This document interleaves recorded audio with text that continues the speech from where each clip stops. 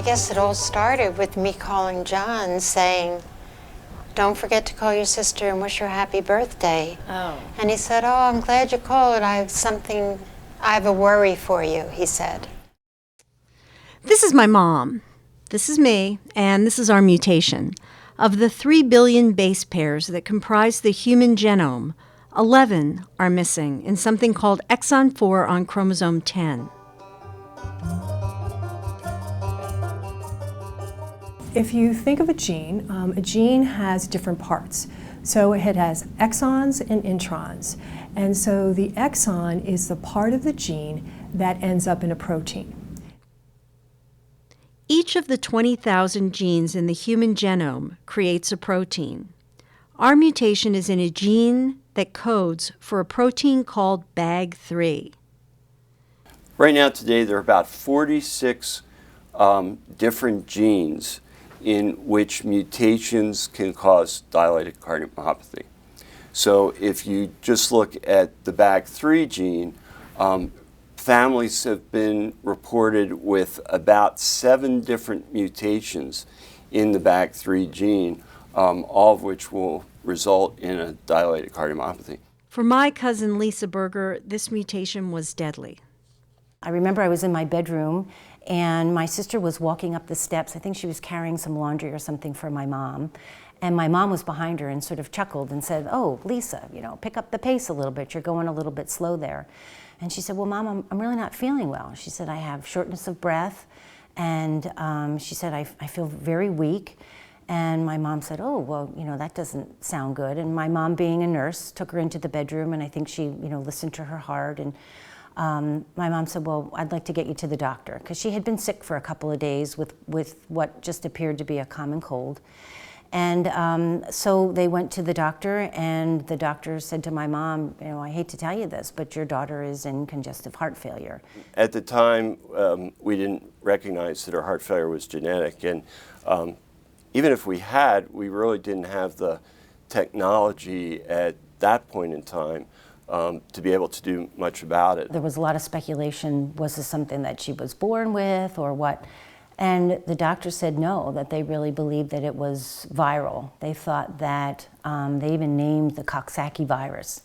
And so the way that it was explained to us was that in other individuals, it could just manifest itself as a normal cold.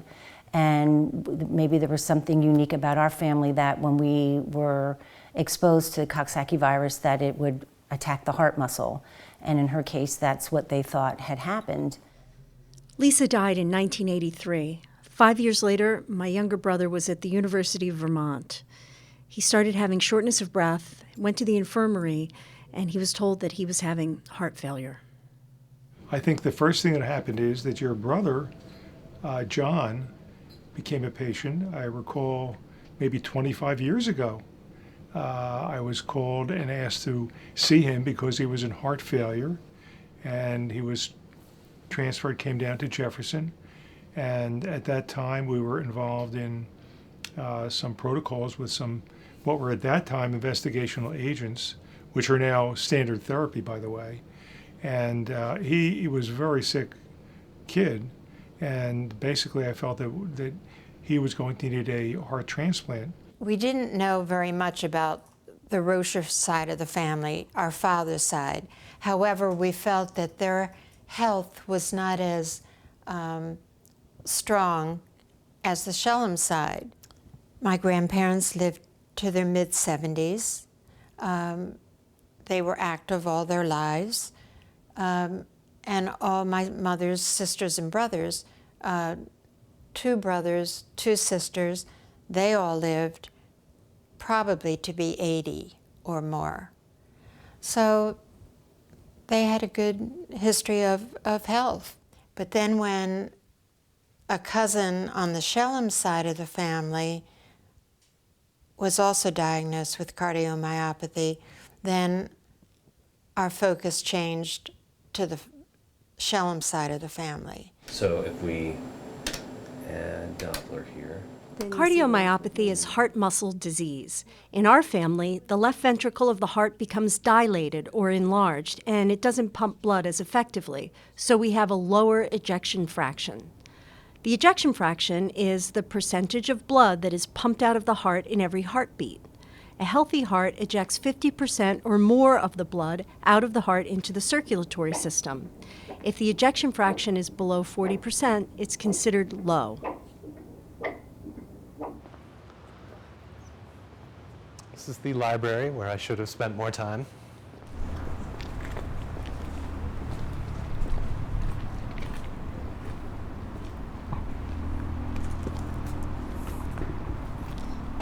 So this is the building where I spent most of my junior and both of my senior years at Reed College, the Reed College Theater. The first floor was the main stage theaters, I think about 200 seats, and then down the stairs was a classroom and also a black box studio theater, like a 50-seat studio theater. The summer after my junior year of college, that I got a call from either mom or dad suggesting that I come home and have another test. And without really thinking anything about it, I went home and I had a test. I had an echocardiogram, and that did show signs of cardiomyopathy. But it's pretty much the sort of minimum level of the disease. My heart was slightly enlarged, and the ejection fraction was slightly below normal. And that was pretty much all the information I had about it for 10 years.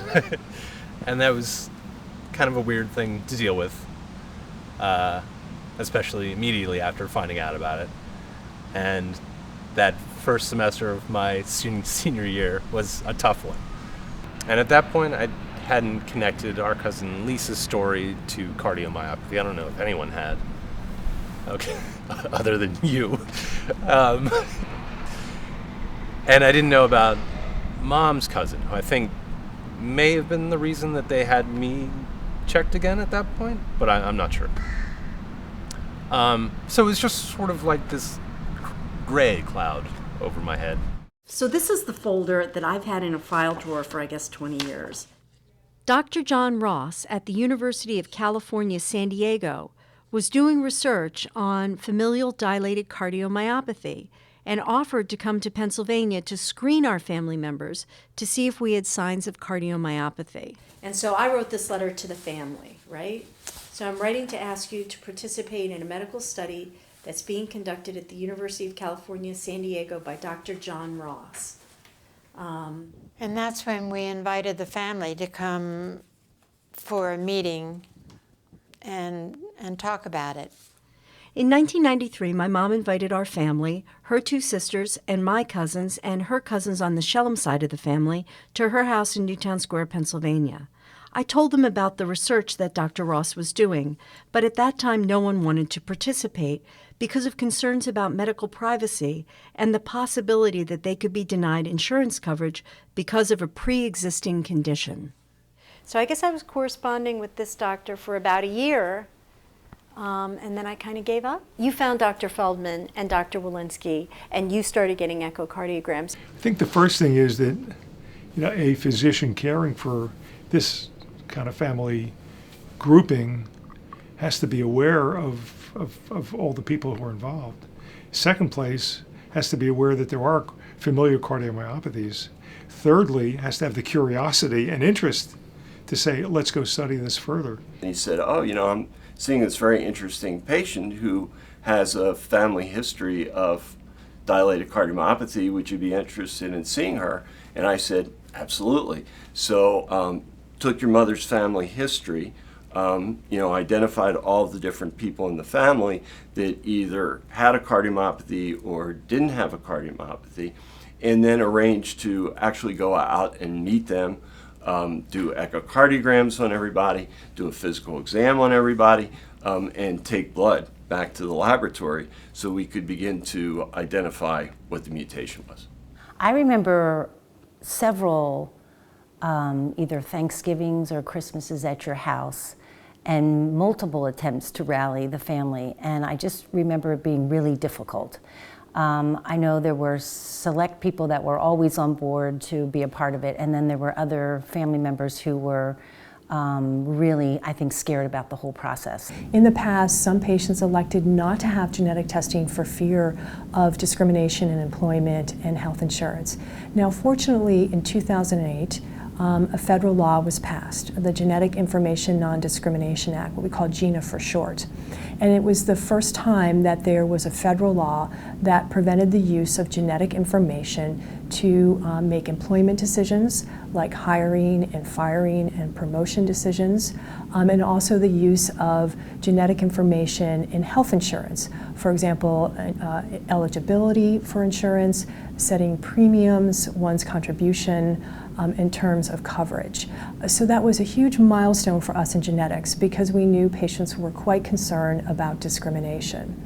Now, there are limitations to GINA, and we tell patients that. So it's not going to eliminate discrimination or the potential use of genetic information and discriminatory practices in life insurance, disability insurance, long-term care insurance. So we tell patients that if they are concerned about that they should get their insurance in place prior to genetic testing. In 2013, Dr. Matthew Taylor at the University of Colorado discovered the precise genetic mutation that causes our disease. We had been for 10 years trying to identify the mutation. And as new technologies came out, we tried to apply those new technologies to our search for the mutation in your family. So when your cousin came into the University of Colorado, he said something to his doctors that a number of his family members had the same problem. And one of my best friends and actually a mentor of mine who I had done some of my training with and who I've collaborated with for probably 30 years now, was the chief of cardiology there. And he heard about this family and that I was looking at the family in Pennsylvania. And so he said, well, call Art and see what's going on. So Matt called me and, we started talking. I said, yeah, I have the, complete histories and physicals and the DNA from all these patients, and gave him a list of the things that I had tried. And he had just gotten a grant from the NIH to do whole exome sequencing, which we wanted to do as the next step, but we couldn't find somebody that could do it for us except at a very high cost. And so Matt could do it for free because it was paid for by the NIH. So we took all the DNA and we shipped it out to Colorado with a list of all the different things that we had already looked at, so they wouldn't have to do different things again. And they started looking at the complete collection of DNA, did the whole exome sequencing, and identified the mutation. Dr. Feldman advised us to see a genetic counselor at the University of Pennsylvania. She sent our blood samples with our DNA out to Dr. Taylor in Denver. It was through this genetic test that I learned that even though my echocardiograms are normal, I have the BAG3 mutation that can cause heart failure. When you glance on a window, I'm going from one rib space to another. So there's a rib right there, and there's another one there. So I'm just going to move around a lot. That's why. And it's sound. It's making an image with sound. Mm-hmm. When people are living with genetic risk and thinking about that decision to have genetic testing, that can be an emotionally challenging situation.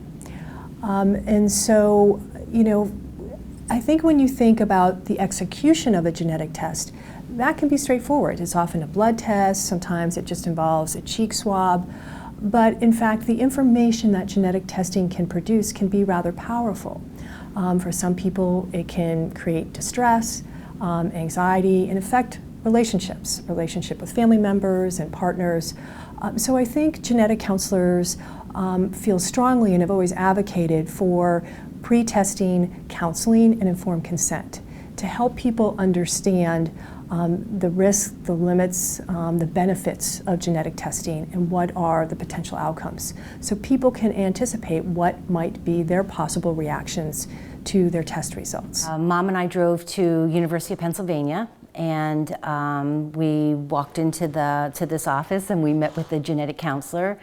And she was awesome. She sort of explained the whole genetic piece of it, which was a little bit over my head at the time. And so it was painless, pretty much. They just took a vial of blood. And at the time, we suspected that Mom's would come back probably positive, because we figured that it was tracking through her, then that's how Lisa got it. And so I was really on edge, because the way that it had been explained to me, that there was a 50-50 chance as to whether or not if the gene had been passed to me through my mom. So knowing that, then I was really concerned for my two girls. Now I'm traveling to Colorado to contribute DNA to Dr. Taylor's research. He is collaborating with the lab in San Diego using transgenic mice called chimeras to study the hereditary patterns of our mutation and to identify epigenetic factors that cause our mutation to express differently in different individuals. Why some of us may only have a slightly enlarged left ventricle and others have heart failure. So are most of the people coming in for an EKG here, they're all research subjects who are coming in here, right? Yes, we have all research subjects. Okay. The disease as a whole is thought to affect 1 in 500 to maybe 1 in 1,000 individuals. So that makes it reasonably common. But that's the dilated cardiomyopathy as a disease. And you can subset that into genetic and non-genetic and partially genetic forms. So if we drilled it down to your genetic variant that we found in you, there are only a couple or maybe 3 or 4 other cases in the world reported so far. This gene was actually discovered as being linked to cardiomyopathy, I'm going to guess 3 or 4 years ago now. Oh. So we weren't the first ones. There was a different family reported. So when we found your mutation in your family, we were able to say someone else has already implicated this gene.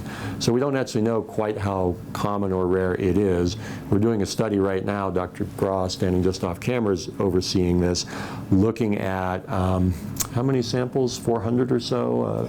About 400 patient samples that are research subjects where we've not been successful finding a genetic cause, and we're now looking for multiple different targets, of which your gene is one of them. And it's not necessarily on chromosome 10, or there's not one chromosome that controls the heart. Yeah, so the way I think about it is that, for complex parts of your body, you need lots of things in place. So if we want to talk about something that controls your, small fingernail or something, there's not a lot of genes, there's not a lot of things. Fingernails don't seem to be very complicated to me, but they're probably somewhat complicated. But difficult structures like hearts, brains, eyes, throughout our genetic material on many different chromosomes, there are problems and genes there. So whereas your gene is located on a specific chromosome, a different family's cardiomyopathy may be due to a gene in another chromosome. And we as a group spend very little time talking about locations on chromosomes. They just don't matter very much for this disease. So, this is the biggest. How do you start looking for it? There's 24 chromosomes? There's about 20,000 genes, and they're spread over 23 chromosome pairs. Okay. So it's a lot of landscape, and theoretically it's very daunting, and the analogy is it's about 200 New York City phone books of information of just the sequences of A's, C's, T's, and G's. If you wrote them out, it would be about 200 phone books. So it's huge. So you really can't tackle it. So there have been various strategies developed to figure this out. And over the years, we've gotten lucky sometimes and gotten a little bit better. Where we are currently is we actually do have tests now that'll look at about 20,000 genes simultaneously in a single assay. That's actually what we did in your family. Right. In your family's case, we say who has cardiomyopathy, and then we look at all the genetic markers in each individual with cardiomyopathy, and you all share the cardiomyopathy. In theory, you should also all share whatever genetic marker there is. But if I'm fortunate enough to say that your family's big enough and I can get a cousin or a second cousin, you and your second and third cousin don't share anywhere near as much genetic material by chance. So that starts to narrow things down, and we can sort of sift things a little bit like sifting sort of through sand to kind of figure out you both have cardiomyopathy. What are the genetic markers that you both share? And you may actually not just share a single unique marker, you may share several. We then have to look at how confident can we be of the list we have, which is the one disease-causing mutation.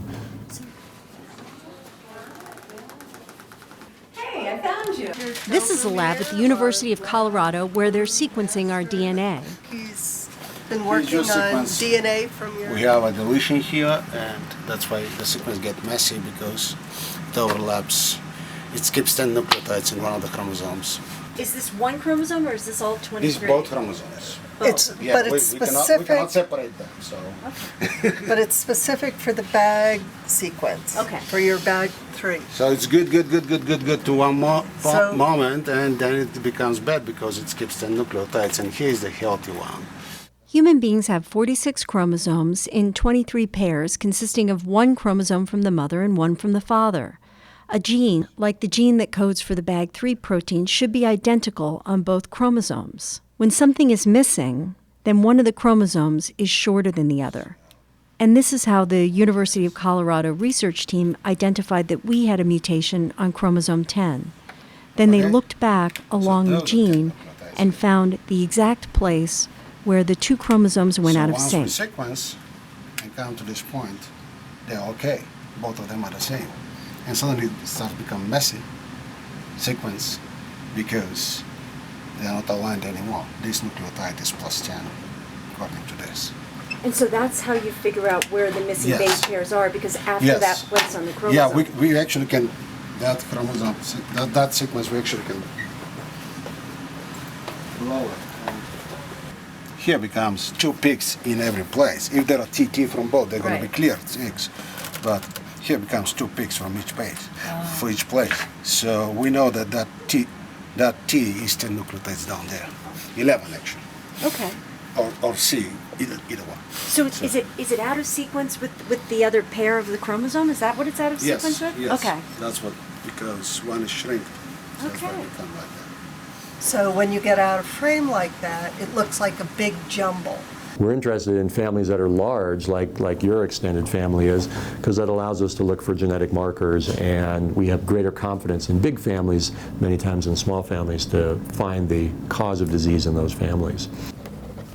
This is just to mark the Did you want area. them to draw blood on the other arm? Or? Yeah, well, they Just go ahead and can, do they can draw blood on either arm. It's not my arm. I'm not that worried about it, but whatever arm you're comfortable with is fine. Yeah, whatever It's just because you're sitting here, this is easier for us to do it here. These rooms are not, they're set up as multi-purpose rooms, so they're not really set up for just doing skin biopsies and stuff, so we sort of have to improvise. Okay, so this was just the betadine. This is just to kind of soap it off, but the cells don't like the betadine very much, so we're going to wipe this down now with a couple alcohol swabs. Okay. Notice all the cat scratches. So here goes. This will be the little kind of bee sting part, and that's the poke, and then this will be the bee sting. And you probably feel a little burning there. Yeah. Usually I like to use this with a little epinephrine in it to stop the bleeding, but it's very hard to get access to that, so I'm going to use this without the epinephrine, so there'll be a little more dribbling, I suspect, than normal. Okay, so we're going to give that just a moment or two to settle in, and okay. All right, so this should be pretty numb. I don't think you're going to feel very much, but we have more medicine if you need it. This is just the biopsy part. And you are welcome to watch or not watch. It's up to you. I'll choose to watch because I need to know what I'm doing. But that probably doesn't feel it's pretty numb. real too bad. Yeah.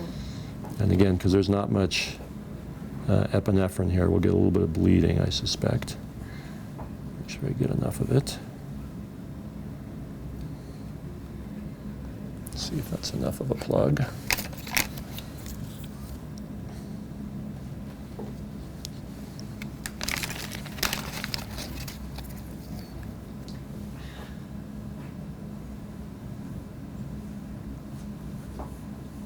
Left-handed scissors.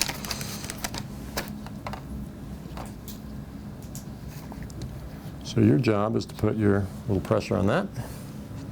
And then we've got this. Yeah, so it's a 4 millimeter punch, and so you can focus in on that. I mean, it's basically just a tiny little piece. Oh, it's at the bottom. Very little piece at the bottom there, yeah. And then we'll put a Band-Aid on when we're done. So again, we can't use her heart as a test research. We can't, pour in a bunch of different medications, see what works, what doesn't work. We can't take it out and dissect it.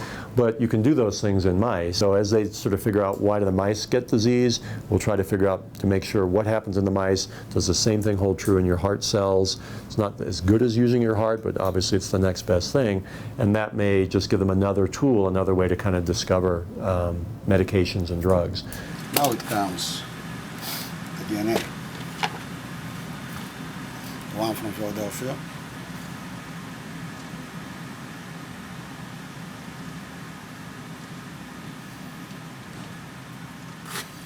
Goes in tube number 1.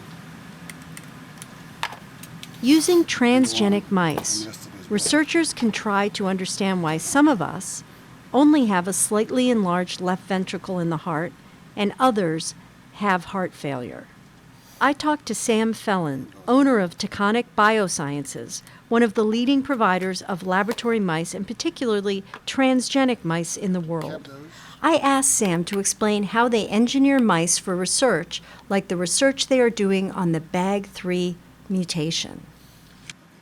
There's a huge amount of homology between human DNA genes and mouse DNA. So in all likelihood, once they find the BAG3 gene in the human, they can then identify where it is in the mouse. You need to have some cells in which you're going to engineer the genetic mutation.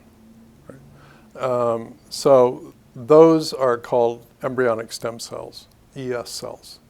And they're used by the scientists to insert some DNA, which then searches along the genome in the cell, searches along all of those DNA strands of DNA, and then finds a certain combination and latches onto it, breaks it, and inserts a foreign gene in there. And by that insertion process, what it does is it disrupts the natural gene, which makes it non-functional. So now you've got some cells that can go on to make any cell in the body, but they need to be put into an evolving or developing embryo. So you've got ES cells over here, and now you have to find what we call blastocysts. And you can take those blastocysts, or those ES cells, insert them into the blastocyst, and they become just like all the other 16 cells within the blastocyst. They're described as pluripotent cells. So they can develop, and if you take that blastocyst with the ES cell inside of it and put it into a surrogate mother, that embryo will develop into a full-fledged mouse. There are a couple of mouse models that we use to develop heart failure. And one is where we take the mouse heart and we tie off one of the coronary arteries and actually give the mouse a heart attack. And then that mouse will develop dilatation, enlargement of the heart, and decrease in the function of the heart muscle. The other sort of standard model for heart failure in the mouse is to tie ligature around the aorta, so the outflow tract of the heart. And initially the heart will respond to that pressure load by getting thicker, but then over a period, usually about 4 to 6 weeks, the heart muscle will dilate and enlarge. And from a standpoint of both gene expression and protein expression, those mouse hearts look almost identical to human hearts. And it turns out that BAG3 levels decrease by about 50%, same as what we see in humans, and also the same as what we saw in actually your cousin's heart, who had the transplant out in Colorado. And so we took a group of mice and we did the constriction in the aorta. We waited about 4 weeks for them to go into heart failure. And then we gave them a adeno-associated virus or gene therapy that expressed BAG3. And it turned out that when we did that, they normalized their heart function, which was a phenomenal finding. This is a breakthrough. When a heart attack was induced in a normal, healthy mouse, not a chimera, but a normal mouse, their BAG3 levels went down. If it can happen in a mouse, it can happen in a human, which means that when a normal person has a heart attack, it's likely that if their heart starts to dilate, their BAG3 levels are going down too. So the second part of this experiment that's exciting is that the team at Temple was able to create a gene therapy. A gene therapy uses a virus. A virus is a piece of DNA, and a virus causes illness usually by breaking into your DNA. But in this case, the virus is carrying good DNA, a gene, the BAG3 gene. You can see the cells. They turn green. So the green are the virus. The virus go into the cells. So the green is the adeno-associated virus, right? Yeah, you're right. So the yeah. green is the adeno-associated virus Yes. that's making BAG3 express. So when we overexpress BAG3 in this kind of cells, we want to see if BAG3 will do good to the cells. Every cell in the body can express between 1,000 and 10,000 proteins, depending on what kind of cell it is and what part of the body it's in. In every cell in my body, if it needs to express the BAG3 protein, this protein that can make things contract, that can make the heart muscle contract, I only have the ability to make about 50% of the normal amount of that protein. I have a normal gene that I inherited on my father's chromosome, and I have a mutated gene that I inherited on my mother's chromosome, so that basically I only have 50% of BAG3. Another area where BAG3 is studied, and in fact it was the first area where BAG3 was studied, was in cancer cells. And it's been shown that a large number of cancers are associated with a very high level of BAG3. Cancer cells, because they divide so quickly, build up debris in the cell. And if the cancer cells can't get rid of that debris, then the cancer cells die and aren't able to metastasize. If they have high levels of BAG3, they're able to rid themselves of that debris, survive, and will actually multiply and metastasize. And it's actually been shown that specific cancers that have very high levels of BAG3 are very insensitive to standard chemotherapy, whereas cancer cells that have low levels of BAG3 are very sensitive to chemotherapy. So our oncology colleagues are actually trying to develop drugs that will lower BAG3 levels, whereas we're trying to develop opportunities to actually increase BAG3 levels. So what's that thing again, Dana? What's this thing? This is, along with everything that I'm doing with the genetics test and making a film about genetics, I thought I should go ahead and do this 23andMe, which is sort of a commercial home genetics test. I don't know what I want to find out. I've always considered myself to be a Neanderthal, so I would love to find out that I was a Neanderthal, because I painted that Neanderthal in the laundry room. Remember? Oh yeah, right. With it was a Neanderthal and a mastodon. Wow, perfect. All right, so I filled it up. It turns out I am a Neanderthal, and I'm more Irish and Scottish than I thought. A year after my interview with Dr. Feldman, I returned to the lab at Temple University Hospital to ask about his research and about breakthroughs in finding a genetic cure for dilated cardiomyopathy.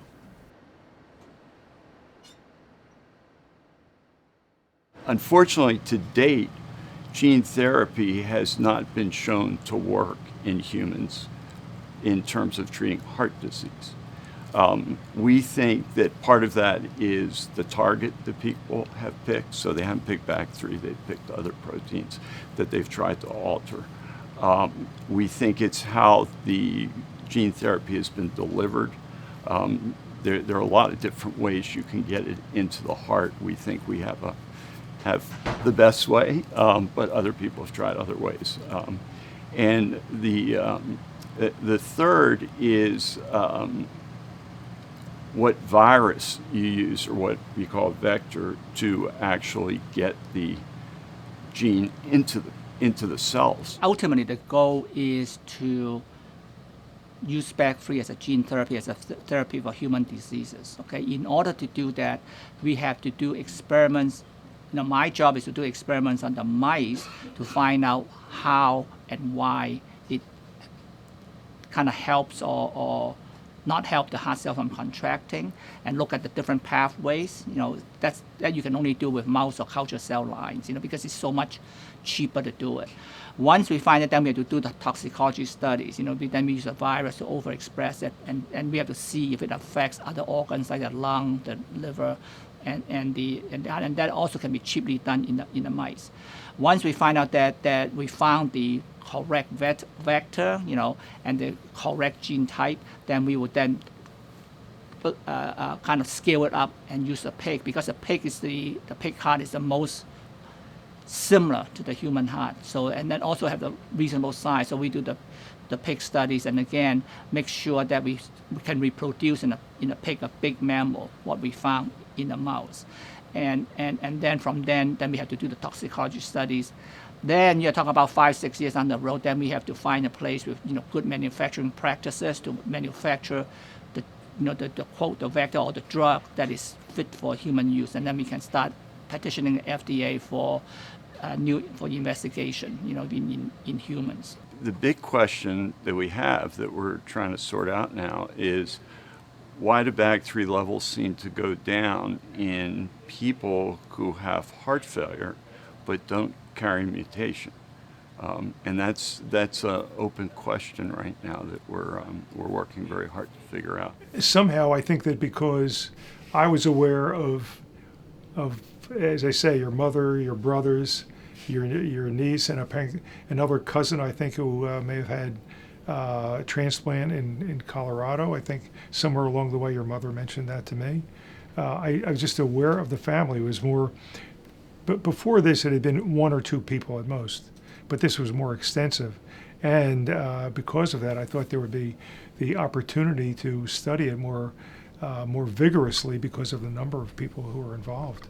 And I think that there are probably, there are a number of different mechanisms of familial cardiomyopathy. Your family has one particular mutation, and there are probably other mutations that in other families, but I think you have to be able to get everyone together, have someone, a physician who's aware of the extent of the problem, or a family member who says, geez, my cousins, my uncle, my aunt, whatever, have this problem too, to bring it to attention and to get it to the right people who can do the analysis. It's obviously a very sophisticated analysis to have the findings that you need to make some sense out of it. Had it not been for your family, our research group wouldn't have even known to look at BAG3. I mean, other people had shown that mutations in BAG3 were associated with heart failure. Your family was really kind of special, if you will, in that, first of all, it was large, so there were a lot of people that were affected by it. So we were able to see sort of that there was a lot of variation in how individuals responded to having a mutation. I mean, some family members had, sort of trivial dysfunction, and some had very significant dysfunction. So that gave us some important clues, about the protein. It's interesting because you think about how across the 3 sisters and the odds. So, grandmom had the 3 girls, and 2 of the 3 girls obviously have the gene, and then the offspring of the 3 girls. And in your family, obviously all 3 of you have the gene, and in my family, we think only one. My brother has not had the genetic testing, but he's had the EKG. So then, of course, in Aunt Jan's side, none of them have that. So how it breaks down is really, really interesting. Going on the same medications, that was kind of a nice connection with Mom. It's like, oh, you're taking carvedilol too, and you don't know how to pronounce it either. what's your dosage? Yeah, that's kind of nice. Being a mother, I'm sure that's, it's frightening to think that you have something that you could pass on to your, potentially pass on to your children. So I'm very thankful that obviously I don't have it. However, I feel really strongly about the remaining branches of our family for them to pursue this, to continue to pursue it, because we have cousins, second cousins, third cousins who have the gene, and if they're unaware of that and have offspring, they've got a chance of that passing on to them as well. My feeling is finding out about something like this, like I did, I took the medication. The medication didn't bother me, and I've led a very active life. I do everything I want to do. Yeah, now we're coming to terms with it. But things like the fact that my mother is 76 and has the disease and looks fantastic. I think for me last summer when I found out I had the mutation, it almost made me happy. But it also meant that I could participate. Before it was really my brother's thing, but now it's my mutation. No, it's not a private property. My mom, my two brothers, my cousin Lisa Berger, and my cousins in the Shellum family. We all have the same mutation, but it expressed differently in each of us. Genetics isn't destiny. In this coming age of personalized medicine, where so many other families are going to have the opportunity to meet with genetic counselors and learn about their specific genetic issues, I hope that other people will find this information liberating as we did. Everybody's got something. In the words of Joey Brown at the end of the great comedy movie, Some Like It Hot, nobody's perfect.